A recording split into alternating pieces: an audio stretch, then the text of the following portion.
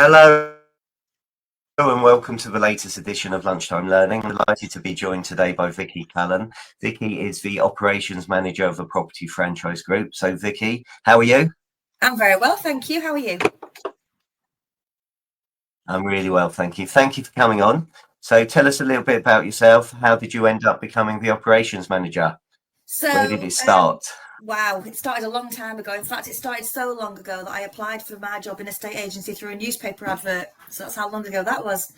I started as a junior negotiator working for Halifax, what was Halifax Property Services back in the day, back in the mid-90s. And it's one of those things, I looked at the advert and thought, I bet that job's really glamorous. And I was really successful, got the position, and very quickly learned that it really wasn't glamorous at all. And it wasn't what I would have expected it to be, but I loved it. I loved it from the minute I started. And I really worked really hard, and I rose up through the ranks and got to branch manager position with Halifax. And then we were sold about 10 years later to LSL, very famously for £1. And I was transferred over to the Reeds Rains brand, did a couple more years as a branch manager there, and then was put into a regional development manager's role, which was where I got more into sort of training and development of people, lots of coaching, looking after the valuers within a specific geographical area. And I really enjoyed that role. And then I went across to our other brand at LSL, which was Your Move. And I decided to step across to the dark side and went into lettings. Lettings was interesting. And I enjoyed it. I was an area lettings director for LSL, covering a huge patch, big area, 40 odd offices. And we went through the tenant fee ban, and that was interesting times, and did my OLA qualification and enjoyed it. And then unfortunately, when LSL did redundancies back in the day in, I think it was 2019, I was made redundant as part of their branch closure plan. And that sort of was a bit of a wake-up call, really. I'd never found myself in that position before.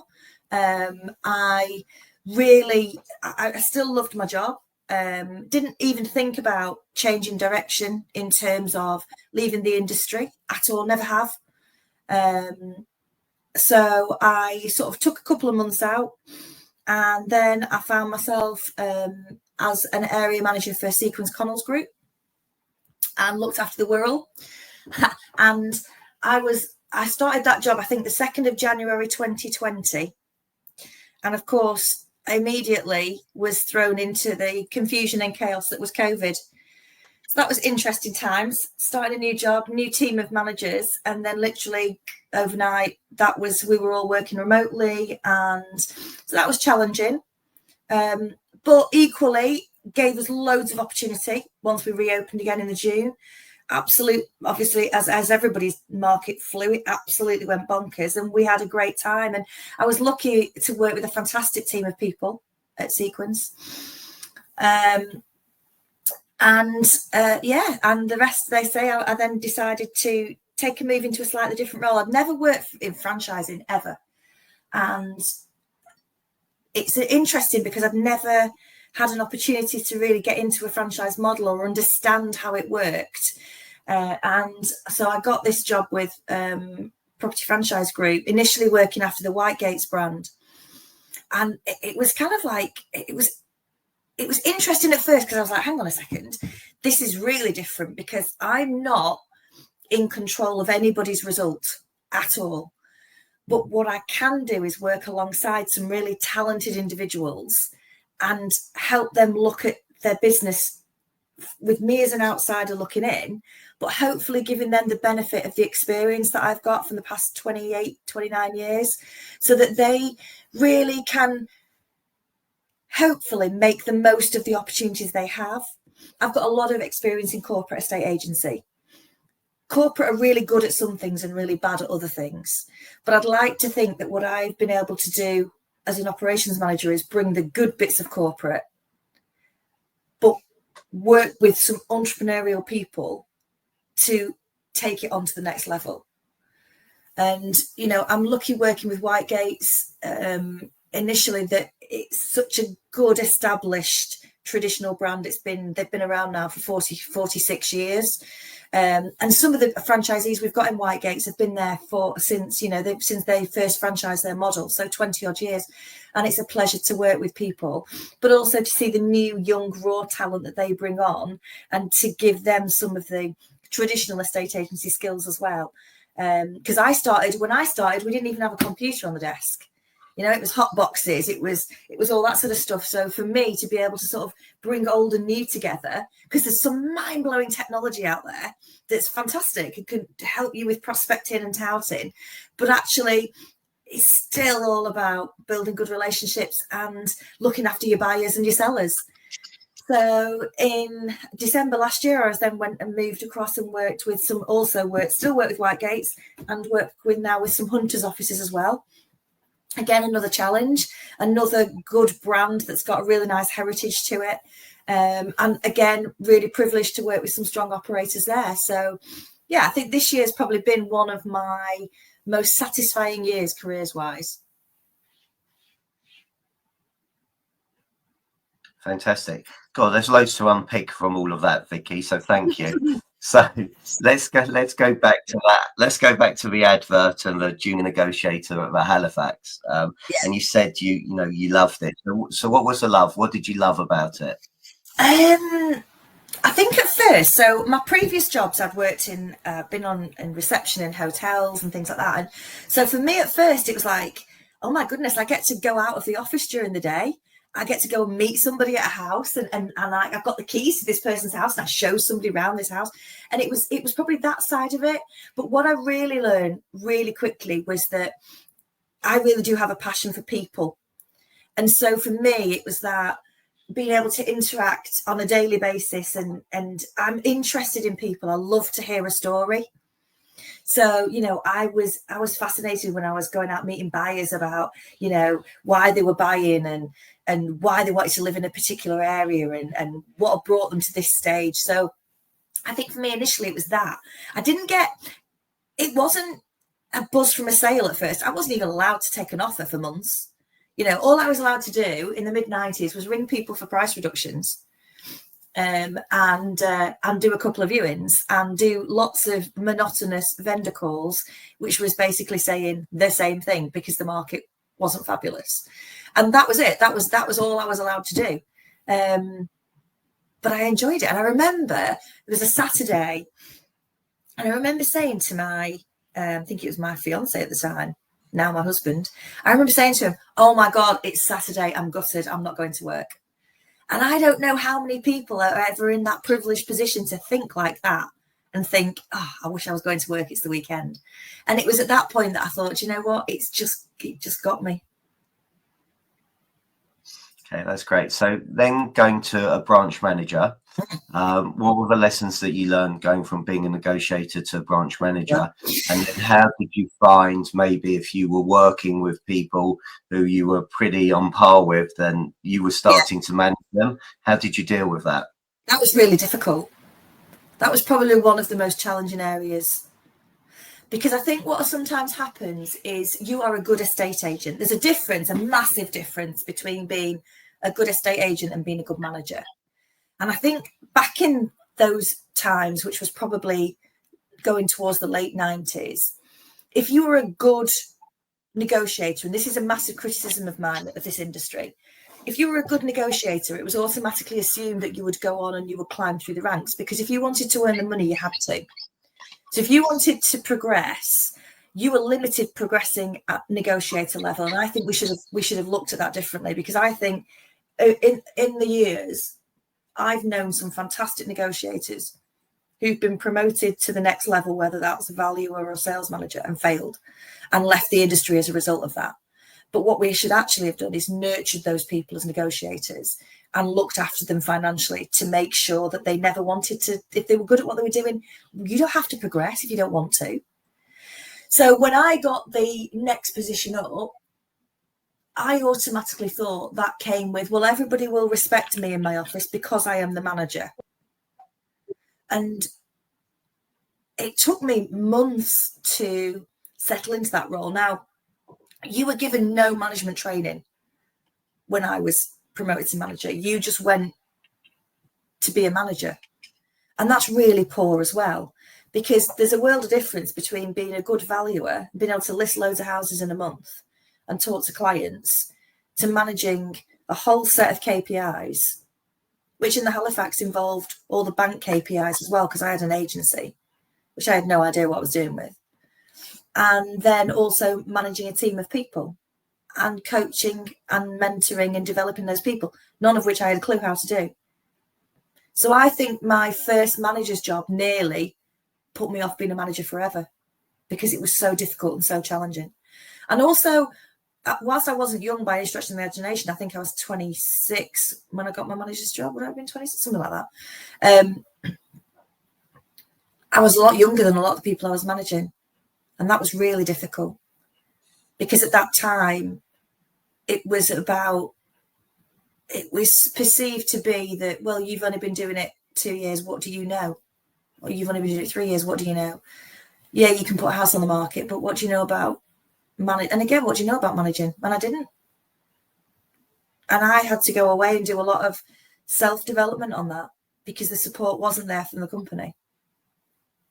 And that was really hard. So management courses, if people are watching this and they want to become a manager, I love the fact that you did your own self-development courses rather than waiting for the company to deliver those for you. Where should people be looking now to become better managers? What training is out there?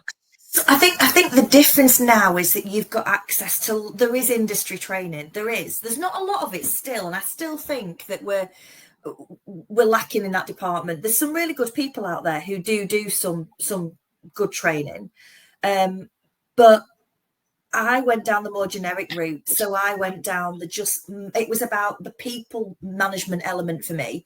I didn't know, nobody needed to teach me how to sort of manage estate agency, because my philosophy was, if you put houses on the market, you'll sell them eventually.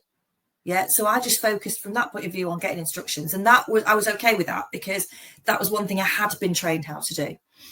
So I think now you've got training providers out there. I mean, Property Franchise Group, we work with Able Agent, and we've got an amazing platform and training academy that people can go through and do self-learning, whether that's in their own time, whether that's through their managers giving them time at work. You can do it via online learning, you can do it via videos, whatever you want to do. I mean, I did some training through the College of Estate Management, and I did that. So did I. Did you? Did you do your cert RIA? I did the RICS qualification, and I did it via correspondence course at Reading. Yeah, so I did, in fact, my little certificate's still up there from 14th of May, 1999. I did that with college. I found that great. But again, it was practical estate agency. It wasn't the managing people bit.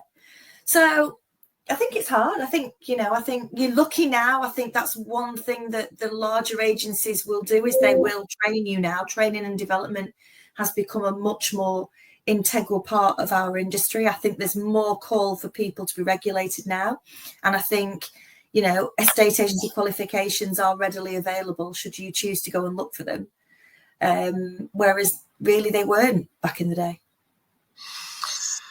So talking about managers, what are the qualities that you think to be a top manager? I think you've got to be trusting of your team. I think it's your job in the first place as a manager to find the talent and to nurture the talent. But I think then you've got to trust your instinct, and I think you've got to let them get on with it.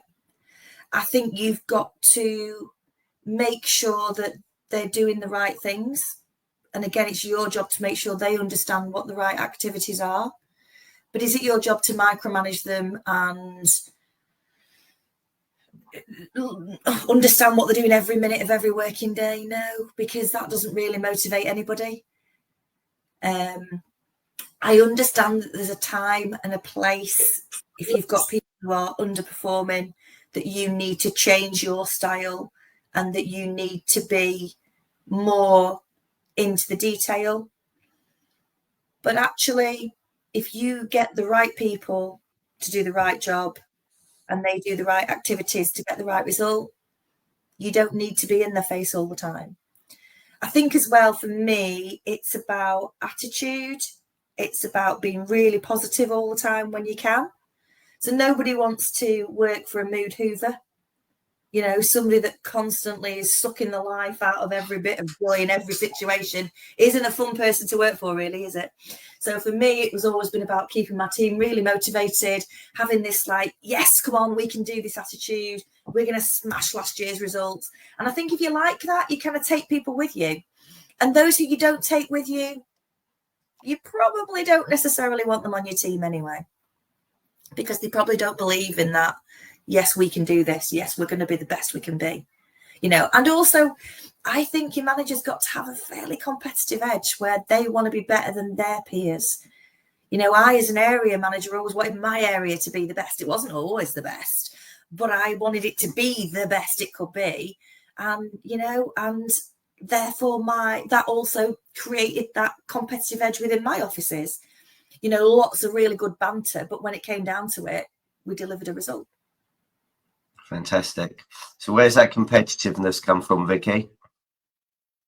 I don't know. I'm competitive in everything. No matter what it is, I'm competitive. So I have no idea. I think it's intrinsically built into me, but I am incredibly competitive, and I don't apologize for that. It's just the way I am. Fair enough. Well, look, I'm a big fan of success boards. So for me, every record that you've ever done is there to be beaten. So, you know, I'm a big fan of having a whiteboard up, whatever it is, highest ever fee, most amount of exchanges, most amount of situations. You know, so it's in front of you. So, right, what can we do to beat it? You know, totally agree. So it's fun. So coming back to being made redundant, how did you deal with that? And what lessons did you learn from that? So the first thing I did was I cried for about 2 weeks solid. I was devastated. I thought that I'd lost my career. I was really, really, really, really in a bad place. And I think it was made all the worse because actually my region's performance was one of the best. So it was like I took it very personally. I took it as a personal rejection. And that dented my confidence and my self-esteem for quite some time.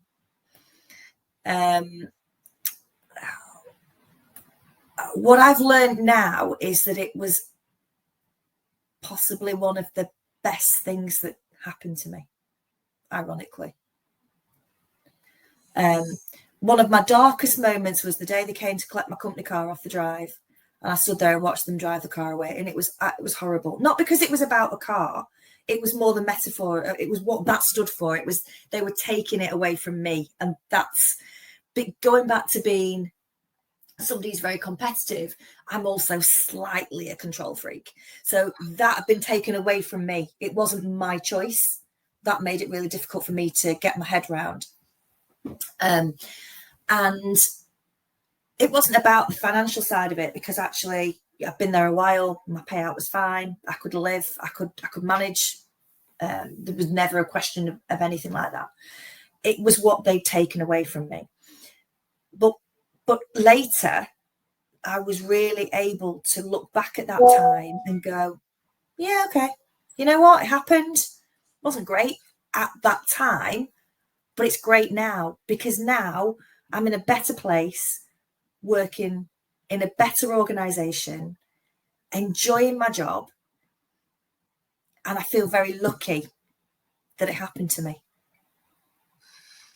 I think sometimes things happen for a reason, at that time you don't know what the reason is, Yeah, but you then find out what that reason is later in life. And absolutely. again, I've had similar situations, and at the time it is heart-wrenching. Yeah, It's, you feel, what have you done? Uh, and then actually, you work it out, and and it's understanding that, but it's, you don't know that at the time. no, you So don't. But like I say, do you know what? Honestly, I don't know when did I. It took me a good 6 to 9 months to get my confidence back, or begin to get my confidence back. But then for some reason, I think I came back stronger, and I don't know why. I think I became slightly. I created more of an armor around myself, I think. And I toughened myself up. I gave myself a talking to, and I toughened myself up. And I'm like, you know what? It was a business decision. It wasn't about me. And those people who took those decisions probably had really good reason to do that. Well, I'm sure they did. And now, retrospectively, if I could have changed things and chosen to stay at the time, I wouldn't now. I wouldn't have done it. It was the right thing. okay, so as an operations manager, what sort of things are you looking to help your franchises improve on? So I think, again, primarily for me, we look at results, because it's my job to help them to drive their income forward, because that's what they're doing it for.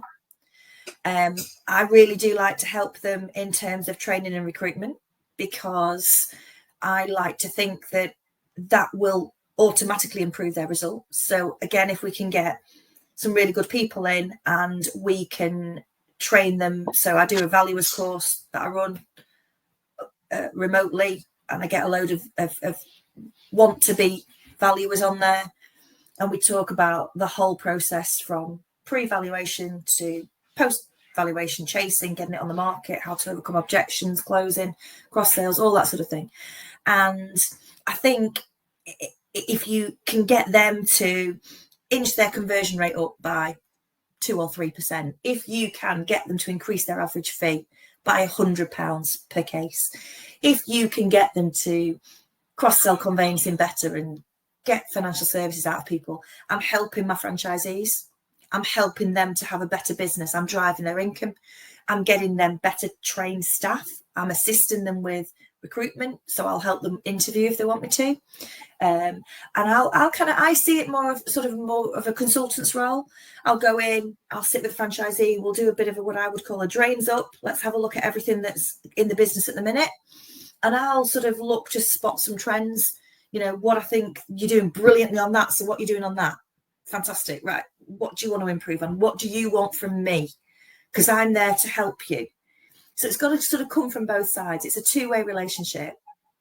And I think we sit down, I try and sit down with them once a year. I offer them all a business year ahead planning meeting once a year. And we sit down and we go, right, okay, so what's gone well this year? What do we want to growth out of next year? What do we think the market's going to do? How do we counteract any problems we're going to come up against? And we put a plan together. And then I work with them the following year to help them deliver that plan. And that's how I see my role, really. Like I say, it's more of a consultant to help them get where they want to be. So one of the biggest things I find is people implementing and being held accountable.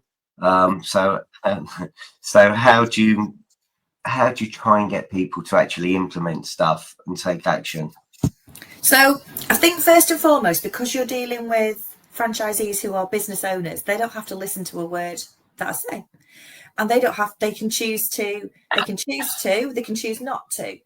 I think the biggest way to do it for me has been to get them to believe in me, to understand that I'm coming from an area of experience, so that I would never ask them to do something that I've never tried and tested before, and to understand that everything isn't right in one location. Yeah. So whatever we do, we continually have to tweak it to get it right for that particular location. We're talking about quite a wide geographic area that I cover. So what works for one might not work for everybody, but that we'll base it on something that has worked in the past and be right for them. We've been joined by the dogs. So yeah, I think once they get to know me, and that was the first thing I needed to do when I joined as an ops manager, was to go around and get them to know me. And I made a point of sort of saying, right, tell me about your business, tell me how long you've been doing this, talk to me about your team, talk to me about what's working well. And then I said, right, okay, I'm going to tell you about me and what I've done, and you can pick whichever bits of that you want to use. And I'd like to think that that's worked well, and that now we work together really well to get their results. And what are you doing to self-develop and learn yourself all the time? So I do, we've got our training academy, and I did my ALA qualification, and I've done my certificate in residential estate agency, and I'm just about to do another lettings qualification, because really I think lettings is the fast moving bit that legislation changes, things change. I am not as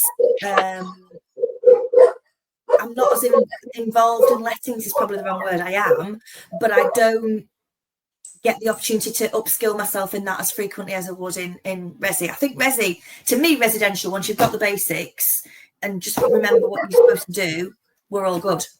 I think with lettings, things change in a quicker pace. So I'm currently studying towards a qualification that we offer, which is called CLAP.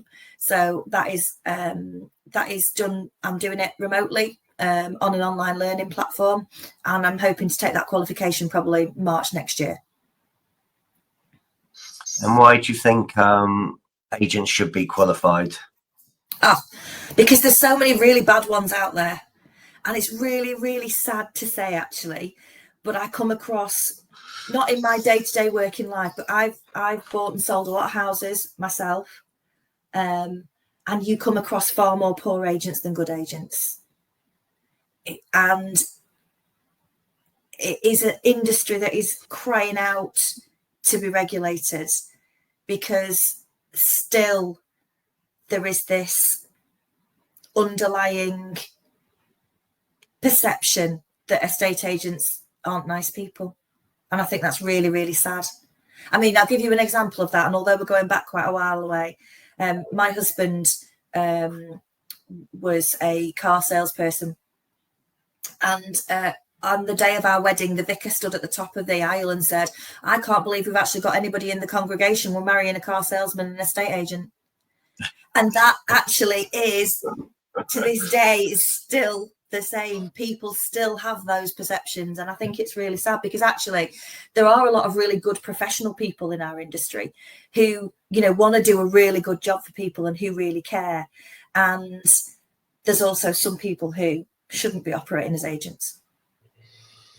Okay, so here's your final question then.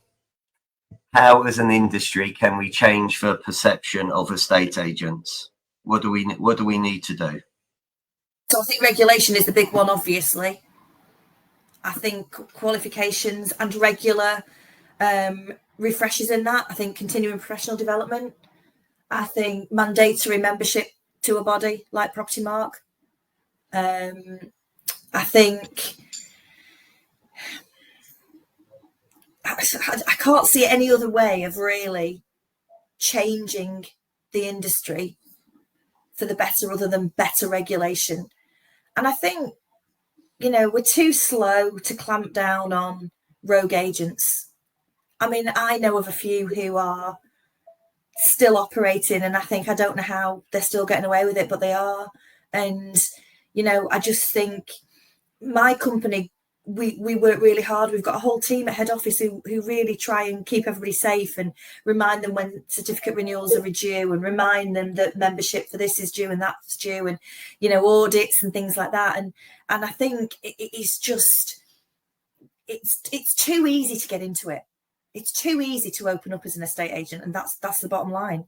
Anybody tomorrow can think, oh, I'll go and do that, and that's the problem. It's got to be, I think you should have to pass qualifications before you can actually operate as an agent, and certainly before you open up.